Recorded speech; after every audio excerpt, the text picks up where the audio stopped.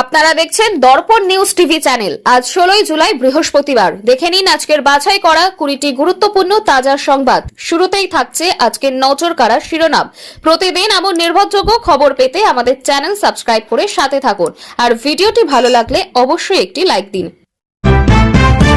অভিষেকের জন্যই জেলে গিয়েছিলাম, দল ছাড়তেই বিস্ফোরক দাবি অনুব্রত মণ্ডলের। 21 জুলাইয়ের আগে রাজ্য রাজনীতিতে তুমুল চাঞ্চল্য। 1000-এর বেশি শিক্ষক নিয়োগের বিজ্ঞপ্তি প্রকাশ। স্কুল সার্ভিস কমিশনের বড় ঘোষণা, চাকরি প্রার্থীদের জন্য সুখবর। শিক্ষামন্ত্রীর পদত্যাগের দাবিতে টানা 17 দিন অনশনে সোনাম ওয়াংচুক। ভাঙছে শারীরিক অবস্থা, বাড়ছে উদ্বেগ। আপাতত কোনো আইনি পদক্ষেপ নয়, কলকাতা হাইকোর্টের স্বস্তি পেলেন মহামৈত্র। গুরুত্বপূর্ণ মামলায় বড় নির্দেশ। 21 জুলাই নিয়েও নতুন রাজনৈতিক সমীকরণ। আমরাও শহীদ দিবস পালন করব, ঘোষণা কাকলি ঘোষ দস্তিদারের।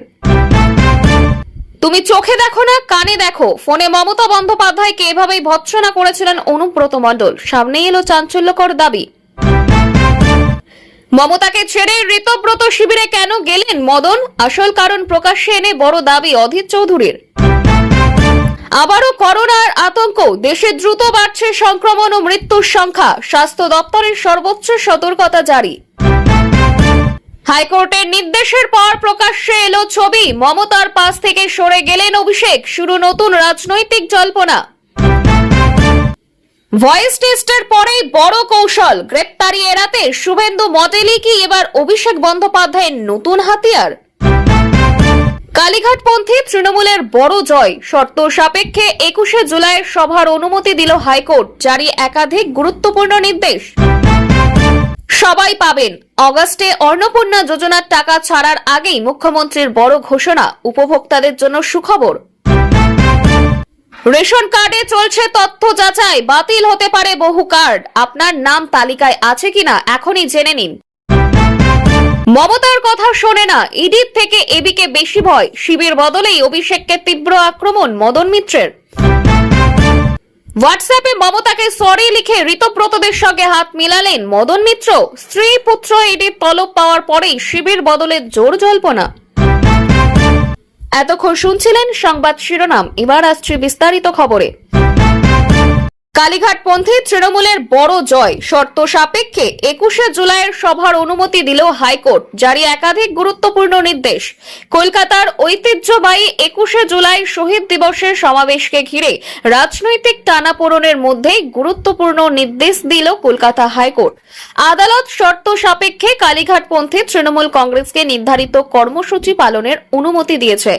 এর ফলে 21 জুলাইয়ের সভা নিয়ে তৈরি হওয়া অনিশ্চয়তা অনেকটাই কেটে গেল বলেই মনে করছে রাজনৈতিক মহল। তবে আদালত স্পষ্ট করে দিয়েছে, অনুমতি মিললেও কয়েকটি গুরুত্বপূর্ণ শর্ত কঠোরভাবে মেনে চলতে হবে। প্রশাসনের সঙ্গে সমন্বয় রেখে সভা পরিচালনা করতে হবে। জনসাধারণের চলাচলে অযথা বাধা সৃষ্টি করা যাবে না এবং আইন শৃঙ্খলা পরিস্থিতির অবনতি ঘটতে পারে এমন কোনো পরিস্থিতি তৈরি করা চলবে না। এছাড়াও শব্দ দূষণ, নিরাপত্তা এবং ট্রাফিক ব্যবস্থাপনা সংক্রান্ত প্রশাসনের নির্দেশ যথাযথভাবে পালন করার কথাও আদালত উল্লেখ করেছে। এই রায়কে তৃণমূলের একটি বড় আইনি সাফল্য হিসেবে দেখছেন রাজনৈতিক বিশ্লেষকদের একাংশ। দলের নেতাদের দাবি, গণতান্ত্রিক অধিকার রক্ষার ক্ষেত্রে আদালতের এই সিদ্ধান্ত গুরুত্বপূর্ণ। অন্যদিকে বিরোধী শিবিরের বক্তব্য, আদালতের নির্দেশে যে শর্তগুলি দেয়া হয়েছে সেগুলি যথাযথভাবে পালন হচ্ছে কিনা তার উপর কড়া নজর রাখা উচিত। প্রতি বছরের মতো এবারও 21 জুলাইয়ের সভায় রাজ্যের বিভিন্ন প্রান্ত থেকে বিপুল সংখ্যক কর্মী সমর্থকের সমাগম হওয়ার সম্ভাবনা রয়েছে। ফলে নিরাপত্তা, যান চলাচল এবং জনসাধারণের সুবিধার কথা মাথায় রেখে প্রশাসন ইতিমধ্যেই প্রস্তুতি শুরু করেছে। আদালতের নির্দেশ মেনে শান্তিপূর্ণ কর্মসূচি সম্পন্ন করার দিকেই এখন নজর সব পক্ষের। হোয়াটসঅ্যাপে মমতাকে সরি লিখে ঋতব্রতদের সঙ্গে হাত মেলালেন মদন মিত্র। স্ত্রী পুত্র ইডির তলব পাওয়ার পরেই শিবির বদলে জোর জল্পনা। তৃণমূল কংগ্রেসের অন্দরে নতুন রাজনৈতিক জল্পনা তৈরি হয়েছে মদন মিত্রকে ঘিরে। বিভিন্ন সংবাদ মাধ্যমে প্রকাশিত দাবি অনুযায়ী তিনি নাকি হোয়াটসঅ্যাপে প্রাক্তন মুখ্যমন্ত্রী মমতা বন্দ্যোপাধ্যায়কে সরি লিখে বার্তা পাঠিয়েছেন। একই সঙ্গে তাকে ঋতব্রত বন্দ্যোপাধ্যায়ের ঘনিষ্ঠ শিবিরের সঙ্গে দেখা যাওয়ার রাজনৈতিক মহলে নানা জল্পনা শুরু হয়েছে। এই ঘটনাকে ঘিরে আরো জোরালো হয়েছে আলোচনা, কারণ এরই মধ্যে মদন মিত্রের স্ত্রী ও পুত্রকে ইডির তলবের খবর প্রকাশ্যে এসেছে। এরপর থেকেই রাজনৈতিক মহলের একাংশের দাবি দলের অন্দরে নতুন সমীকরণ তৈরি হতে পারে। যদিও এই দুই ঘটনার মধ্যে সরাসরি কোনো সম্পর্ক রয়েছে কিনা সে বিষয়ে এখনো কোনো সরকারি বা প্রমাণিত তথ্য সামনে আসেনি। তৃণমূলের পক্ষ থেকে এই বিষয়ে আনুষ্ঠানিকভাবে বিস্তারিত কোনো মন্তব্য করা হয়নি। অন্যদিকে বিরোধীরা দাবি করছে দলের অভ্যন্তরে মতপার্থক্য এবং চাপ ক্রমশ প্রকাশ্যে আসছে। তবে তৃণমূল নেতৃত্বের একাংশের বক্তব্য ব্যক্তিগত সাক্ষাৎ বা রাজনৈতিক আলোচনাকে কেন্দ্র করে অতিরঞ্জিত ব্যাখ্যা দেওয়া ঠিক নয়। উল্লেখ্য, সাম্প্রতিক সময়ে তৃণমূলের বিভিন্ন নেতাকে ঘিরে একাধিক রাজনৈতিক বিতর্ক সামনে এসেছে। ফলে মদন মিত্রকে ঘিরে এই নতুন জল্পনা ও রাজনৈতিক মহলে যথেষ্ট গুরুত্ব পাচ্ছে। তবে তিনি দলবদল করছেন কিনা বা তার রাজনৈতিক অবস্থানে কোনো পরিবর্তন এসেছে কিনা সে বিষয়ে এখনো পর্যন্ত কোনো আনুষ্ঠানিক ঘোষণা হয়নি। তাই বিষয়টি নিয়ে চূড়ান্ত সিদ্ধান্তে পৌঁছানোর আগে সংশ্লিষ্ট পক্ষগুলির আনুষ্ঠানিক বক্তব্যের অপেক্ষা করাই যুক্তিযুক্ত। অভিষেকের জন্যই জেলে গিয়েছিলাম, দল ছাড়তেই বিস্ফোরক দাবি অনুব্রত মণ্ডলের। 21শে জুলাইয়ের আগে রাজ্য রাজনীতিতে তুমুল চাঞ্চল্য। 21শে জুলাইয়ের শহীদ দিবসের আগে রাজ্যের রাজনৈতিক মহলে নতুন করে চাঞ্চল্য তৈরি হয়েছে অনুব্রত মণ্ডলকে ঘিরে। বিভিন্ন সংবাদ মাধ্যমে প্রকাশিত দাবি অনুযায়ী দল থেকে দূরত্ব তৈরি হওয়ার পর তিনি বিস্ফোরক মন্তব্য করে বলেছেন, অভিষেকের জন্যই জেলে গিয়েছিলাম। এই মন্তব্য সামনে আসতেই রাজনৈতিক অঙ্গনে শুরু হয়েছে জোর বিতর্ক। অনুব্রত মণ্ডলের এই বক্তব্যকে কেন্দ্র করে তৃণমূলের অন্দরে সমীকরণ নিয়ে নতুন করে আলোচনা শুরু হয়েছে। রাজনৈতিক বিশ্লেষকদের একাংশের মতে 21শে জুলাইয়ের মতো গুরুত্বপূর্ণ কর্মসূচির ঠিক আগে এমন মন্তব্য দলের জন্য অস্বস্তিকর পরিস্থিতি তৈরি করতে পারে।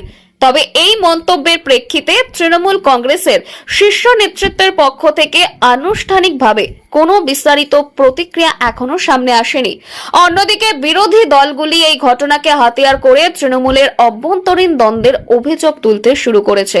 তাদের দাবি, দীর্ঘদিন ধরে দলের অন্দরে মতবিরোধ ছিল, যা এখন প্রকাশ্যে আসছে। যদিও তৃণমূলের একাংশের নেতাদের বক্তব্য, ব্যক্তিগত মন্তব্যকে কেন্দ্র করে দলের অবস্থান বিচার করা ঠিক নয়। উল্লেখ্য, গরু পাচার মামলায় গ্রেপ্তারের পর দীর্ঘদিন জেলবন্দী ছিলেন অনুব্রত মণ্ডল। পরে জামিনে মুক্তি পান তিনি। এরপর থেকেই তার রাজনৈতিক অবস্থান ও বিভিন্ন মন্তব্য নিয়ে জল্পনা অব্যাহত রয়েছে। তবে তার সাম্প্রতিক মন্তব্যের সত্যতা, প্রেক্ষাপট এবং ভবিষ্যতে এর রাজনৈতিক প্রভাব কি হবে তা এখনো স্পষ্ট নয়। তাই বিষয়টি নিয়ে চূড়ান্ত সিদ্ধান্তে পৌঁছানোর আগে সংশ্লিষ্ট পক্ষের আনুষ্ঠানিক বক্তব্য এবং ঘটনার পূর্ণাঙ্গ তথ্য সামনে আসার অপেক্ষা করাই যুক্তিযুক্ত। হাইকোর্টের নির্দেশের পর প্রকাশ্যে এলো ছবি, মমতার পাশ থেকে সরে গেলেন অভিষেক বন্দ্যোপাধ্যায়। শুরু নতুন রাজনৈতিক জল্পনা।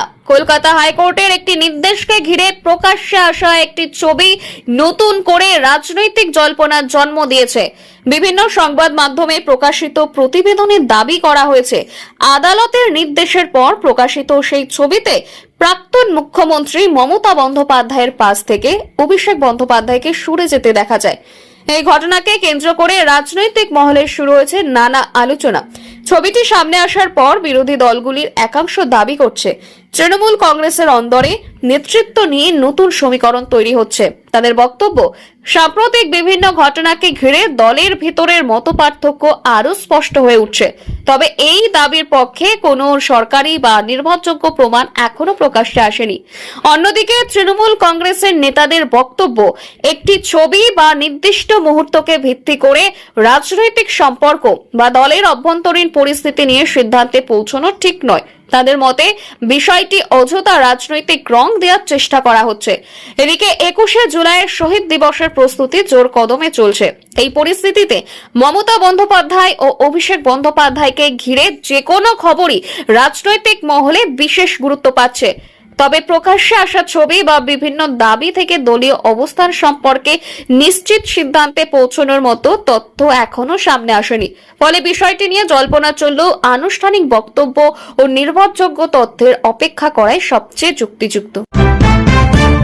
শিক্ষামন্ত্রীর পদত্যাগের দাবিতে টানা 17 দিন অনশনে সোনাম ওয়াংচুং। ভাঙছে শারীরিক অবস্থা, বাড়ছে উদ্বেগ। লাদাখের সমাজকর্মী ও পরিবেশবিদ সোনাম ওয়াংচুং এর অনশন আন্দোলন ঘিরে দেশ জুড়ে নতুন করে আলোচনা শুরু হয়েছে। বিভিন্ন সংবাদ মাধ্যমের প্রতিবেদন অনুযায়ী শিক্ষামন্ত্রীর পদত্যাগ সহ একাধিক দাবিতে তিনি টানা 17 দিন ধরে অনশন চালিয়ে যাচ্ছেন। দীর্ঘ অনশনের জেরে তার শারীরিক অবস্থার অবনতি হয়েছে বলে খবর, যা উদ্বেগ বাড়িয়েছে সমর্থক ও শুভান্নুদায়ীদের মধ্যে। ওয়াংচুং এর আন্দোলনের মূল লক্ষ্য শিক্ষা, পরিবেশ এবং প্রশাসনিক জবাবদিহি নিয়ে সরকারের দৃষ্টি আকর্ষণ করা। তার দাবি, সংশ্লিষ্ট বিষয়গুলিতে কেন্দ্রের আরও সক্রিয় ভূমিকা প্রয়োজন এবং শিক্ষানীতির কিছু সিদ্ধান্ত পুনর্বিবেচনা করা উচিত।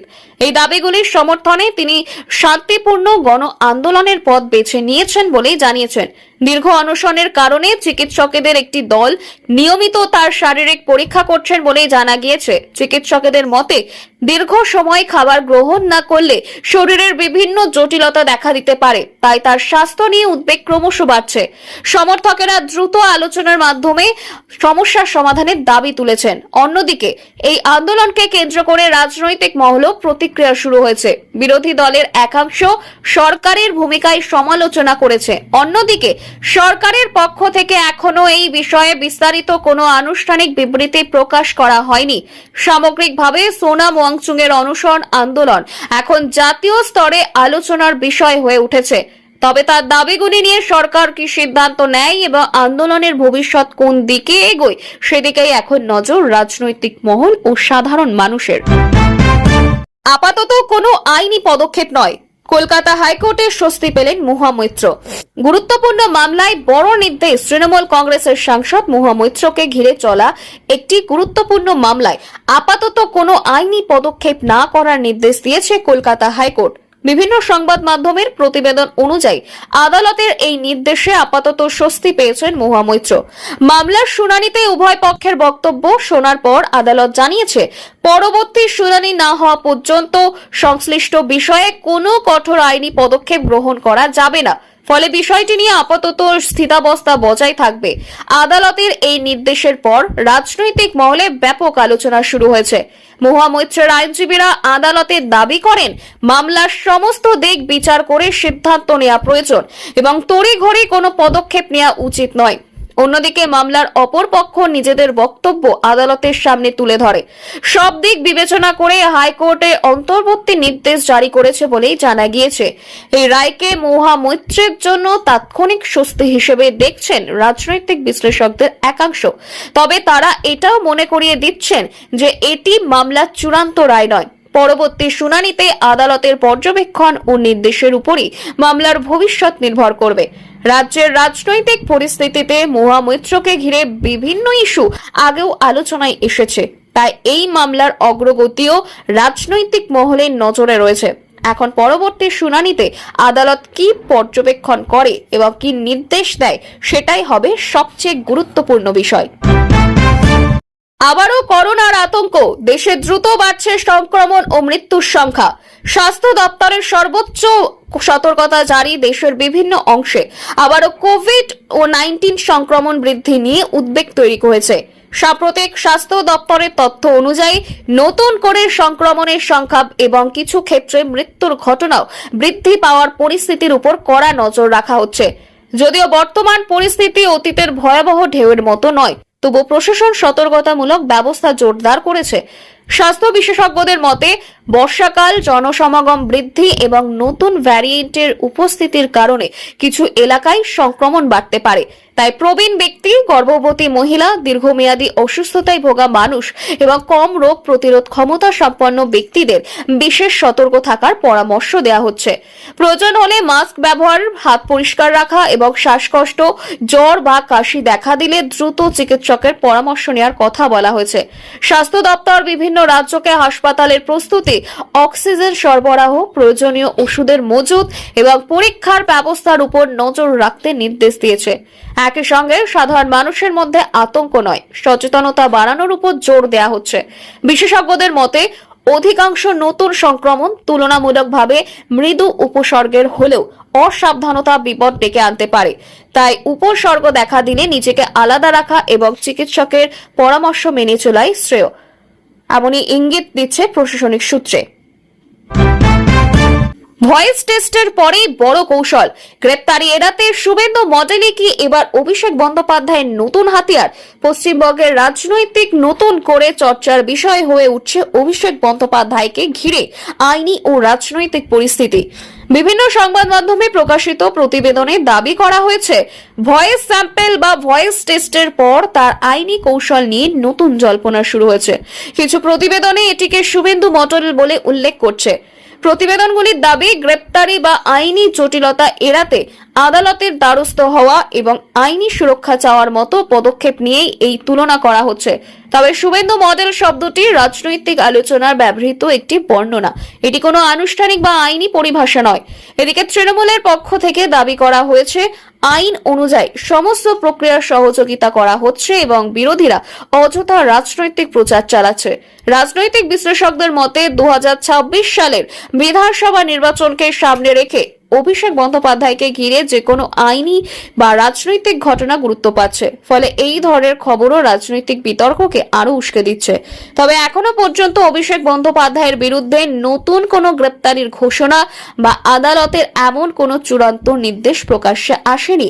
তাই বিষয়টি নিয়ে নিশ্চিত সিদ্ধান্তে পৌঁছানোর আগে তদন্তকারী সংস্থা, আদালত এবং সংশ্লিষ্ট পক্ষের আনুষ্ঠানিক বক্তব্যের অপেক্ষা করাই যুক্তিযুক্ত। অন্নপূর্ণা যোজনার টাকা এখনো পাননি, কবে মিলবে, কারা পাবেন, স্পষ্ট জানালেন শুভেন্দু অধিকারী।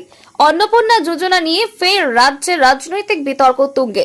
যারা এখনো এই প্রকল্পের আর্থিক সহায়তা পাননি তাদের উদ্দেশ্যে শুভেন্দু অধিকারী গুরুত্বপূর্ণ মন্তব্য করেছেন। তার দাবি, প্রকল্পের নির্ধারিত নিয়ম অনুযায়ী যোগ্য উপভোক্তাদের প্রত্যেকের কাছেই আর্থিক সহায়তা পৌঁছানো উচিত এবং কেউ বঞ্চিত হলে সংশ্লিষ্ট কর্তৃপক্ষের কাছে অভিযোগ জানানো প্রয়োজন। শুভেন্দু অধিকারীর বক্তব্য অনুযায়ী যারা প্রকল্পের সমস্ত যোগ্যতা পূরণ করেছেন এবং প্রয়োজনীয় নথি জমা দিয়েছেন তারাই এই প্রকল্পের সুবিধা পাওয়ার অধিকারী। তিনি আরো বলেন, প্রশাসনিক প্রক্রিয়া সম্পূর্ণ হওয়ার পর ধাপে ধাপে উপভোক্তাদের অ্যাকাউন্টে টাকা পৌঁছবে। তবে ঠিক কবে সকলের অ্যাকাউন্টে অর্থ জমা হবে সেই বিষয়ে চূড়ান্ত সিদ্ধান্ত সংশ্লিষ্ট সরকারি দপ্তরের উপর নির্ভর করবে। এদিকে এই মন্তব্যকে ঘিরে রাজনৈতিক তরজাও শুরু হয়েছে। শাসক দল দাবি করছে বিভিন্ন সরকারি প্রকল্পের সুবিধা নির্ধারিত নিয়ম মেনে দেওয়া হয় এবং অযথা বিভ্রান্তি ছড়ানো ঠিক নয়। অন্যদিকে বিরোধীদের অভিযোগ, অনেক যোগ্য মানুষ এখনো প্রকল্পের সুবিধা থেকে বঞ্চিত রয়েছেন এবং তাদের সমস্যা দ্রুত সমাধান করা উচিত। যারা এখনো টাকা পাননি তাদের আবেদনপত্রের অবস্থা, নথিপত্র এবং ব্যাংক অ্যাকাউন্টের তথ্য ঠিক আছে কিনা তা একবার যাচাই করে নেওয়ার পরামর্শ দেওয়া হচ্ছে। কারণ অনেক সময় প্রযুক্তিগত বা নথিগত ত্রুটির কারণেও অর্থ প্রদান বিলম্বিত হতে পারে। অন্নপূর্ণা যোজনা নিয়ে আগামী দিনে সরকার কি সিদ্ধান্ত নেয় এবং কবে বাকি উপভোক্তাদের অ্যাকাউন্টে টাকা পৌঁছায় সেদিকেই এখন নজর রয়েছে রাজ্যের বহু মানুষের। আদালতের ঋতব্রতের ধাক্কা, ইডির সারাশি চাপে হাইকোর্টে ঝুলেই রইল কালীঘাট তৃণমূলের ভাগ্য। কালীঘাট তৃণমূল সংক্রান্ত মামলায় কলকাতা হাইকোর্টে গুরুত্বপূর্ণ শুনানিকে ঘিরে নতুন করে রাজনৈতিক জল্পনা শুরু হয়েছে। মামলার শুনানিতে ঋতব্রত বন্দ্যোপাধ্যায়ের পক্ষ থেকে একাধিক আবেদন জানানো হলেও তাৎক্ষণিক কোনো স্বস্তি মেলেনি। ফলে মামলার ভবিষ্যৎ আপাতত আদালতের পরবর্তী নির্দেশের অপেক্ষায় রইল।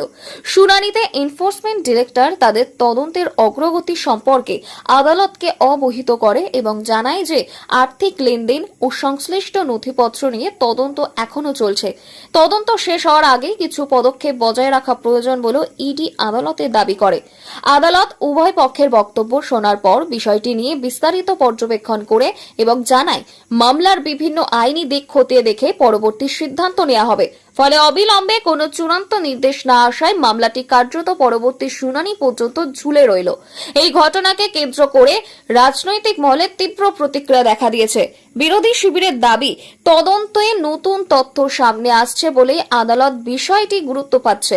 অন্যদিকে শাসক দলের বক্তব্য, তদন্তকে রাজনৈতিক উদ্দেশ্যে ব্যবহার করা হচ্ছে এবং আদালতে শেষ পর্যন্ত প্রকৃত সত্য প্রকাশ পাবে। এখন এই মামলার পরবর্তী শুনানির দিকে নজর রয়েছে।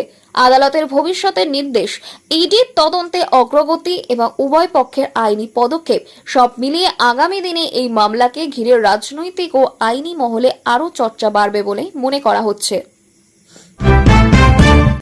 জোড়া ঘূর্ণাবর্তের প্রভাবে ভারী বৃষ্টির সতর্কতা।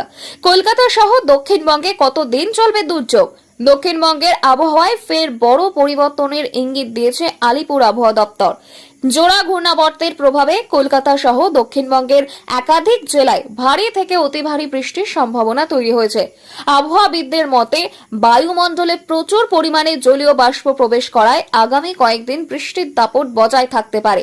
পূর্বাভাস অনুযায়ী কলকাতা, হাওড়া, হুগলি, উত্তর ও দক্ষিণ 24 পরগনা, পূর্ব পশ্চিম মেদিনীপুর, ঝাড়গ্রাম, পূর্ব বর্ধমান, নদিয়া এবং সংলগ্ন কয়েকটি জেলায় মাঝারি থেকে ভারী বৃষ্টির সম্ভাবনা রয়েছে। কোথাও কোথাও বজ্রবিদ্যুৎ সহ প্রবল বর্ষণ এবং দমকা হাওয়া বইতে পারে। ভারী বৃষ্টির জেরে নিচু এলাকায় জল জমা, যানজট এবং দৈনন্দিন জীবনে সাময়িক বিঘ্ন ঘটার আশঙ্কা রয়েছে।